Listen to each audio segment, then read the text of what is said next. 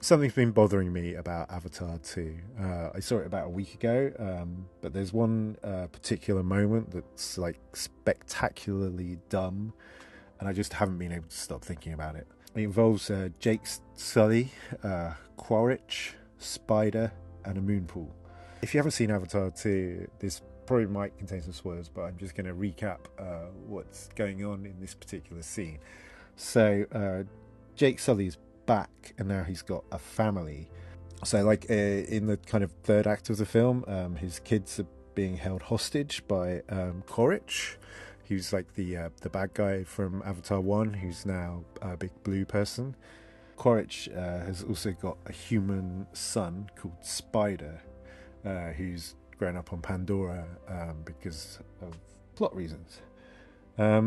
So Jake's kids, they're being held hostage by Quaritch on the Sea Dragon, which is this new, like a whaling ship in Avatar 2.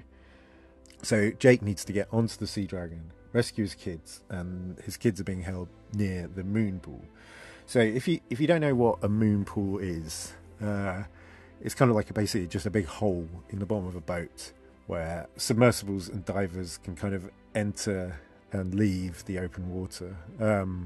You'll be familiar with the concept if you've seen The Abyss. There's one in that. James Cameron seems to particularly like them. So basically, Spider has just escaped from the Sea Dragon, so he knows where the kids are being held, and he's just met up with Jake.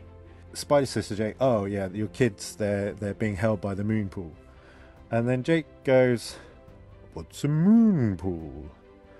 And Spider's like, "Well, it's like, you know, a hole in the bottom of the boat where, like, you know, craft can enter and leave." And Jake's like, "I don't understand. What is this moon pool thing? I can't imagine it." And Spider's like, "Well, it's just, you know, it's just like a hole in the bottom of the boat." Jake's like, "I still don't understand. Even though you gave me a perfectly reasonable description, I just have no idea what a moon pool is." And Spider's like, "Come with me.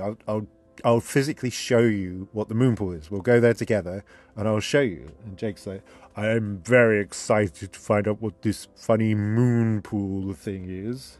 And this just really annoyed me, because why wouldn't Jake understand what a moon pool is? And the answer is basically because it's really lazy storytelling.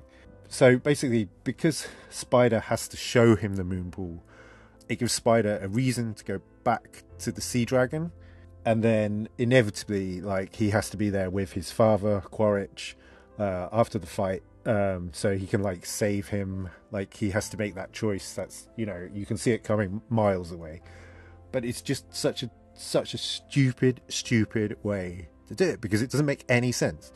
Let's think about it a minute. Let's think about who Jake is. In Avatar 1, you find out that he was a Marine. He had a twin brother who died, and then he kind of like got put forward for the Avatar program or whatever. So yeah, he's a Marine, and the clue is in the word Marine. What do Marines do? They're soldiers who deal with problems on the water. Generally, like, you know, operations that involve going from a boat to the land, and on the boat, they're bound to have a moon pool. Like, Jake is like an intelligent man. He's like, even though he's not a man anymore, he's like intelligent. Clearly, he would know what a moon pool is. He would know exactly what a moon pool is. It would be part of his training to understand moon pools, what they do, how to use them.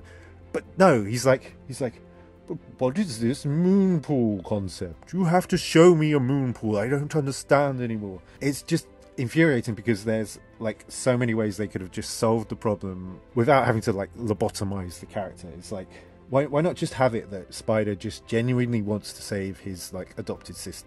That's great. That's like the most straightforward way to do it.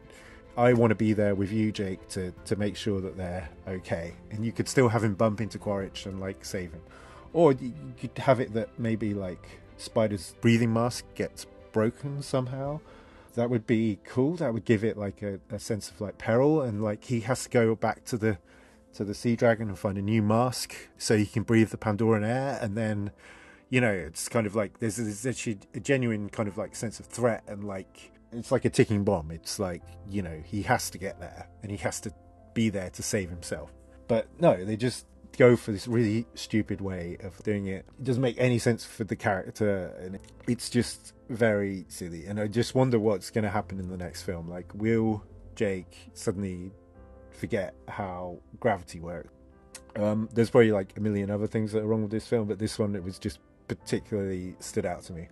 And it gets even more stupid the more you think about it, because Spider has grown up on Pandora among the blue people in a tropical paradise, and yet somehow he knows what a moon pool is. Even though he's probably never seen one before, he only gets a fleeting glimpse of it in the film, and yet he completely understands the concept, which is just really stupid. And it's kind of galling, because when you look at James Cameron's films, like especially early films like Terminator and Terminator 2 in particular, they're so well written and so well structured, and they don't have any kind of dumb character moments. They're so watertight and perfect, and the way that they have such a strong narrative thrust that just like propels the film along, and each scene follows the scene before like perfectly. And it's just like, what are you doing, James? What is this? Like, come on, you don't need this like stupid character stuff. You know how to do this. You've done it really well before.